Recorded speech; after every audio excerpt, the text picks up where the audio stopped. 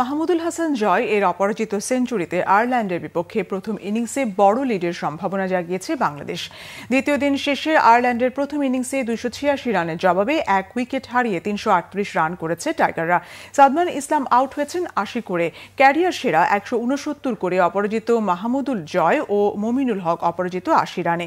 বাংলাদেশের innings open করতে নেমে মাহমুদুল হাসান জয় ও সাদমান ইসলাম 69 বলে স্কোর 50 পার করেন। দুইজনই ব্যক্তিগত হাফ সেঞ্চুরি করে লাঞ্চে যান।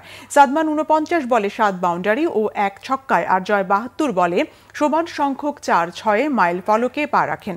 সাদমানের 25 টেস্টে এটি সপ্তম, জয়ের 19 টেস্টে পঞ্চম হাফ সেঞ্চুরি। প্রথম সেশনে দলকে 109 রান জুড়ে দেন তারা।